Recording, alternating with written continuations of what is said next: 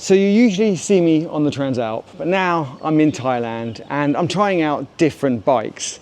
And today I've got the Suzuki Vstrom 650 with me. And I thought going from 750 from the Transalp to 650 might lose a bit of power, and you probably do, but it's a really torquey engine. As a new rider, I still felt it had loads of torque, loads of power, and I had Sarah on the back as well, and we were fully loaded with 2 side boxes and a back box because we went away for a couple of days. In terms of, is this a good first bike for a new rider? I actually would say yes. I could flat foot the bike, which I can't do on the Transalp, even with a lower seat. And I felt it was quite light. It felt lighter than the Transalp. So that was really good. So I think you get the best of both worlds.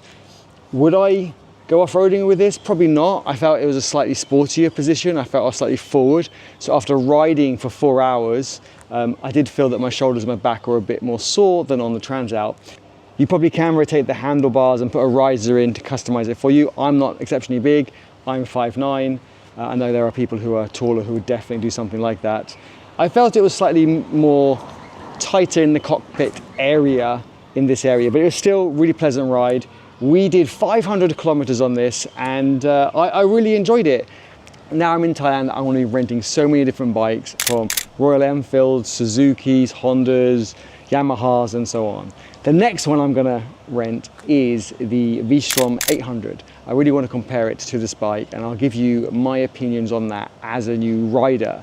So if you want to see those reviews and the adventures that we do, subscribe below. And while you're down there, give this video a thumbs up. It really helps support the channel. You may be thinking, why aren't I going into the specs, into the wheel sizes and suspension travel and all that stuff? Well, there's so many videos online about that. I wanted to give you my opinion on the bike. Yes, I did have the boxes. I have driven this solo with the boxes, so I know what it's like to drive with and without a passenger. I actually didn't notice much of a difference. So that was, I thought, really impressive. It does feel a very nimble bike. So would I recommend this as a first bike? Absolutely.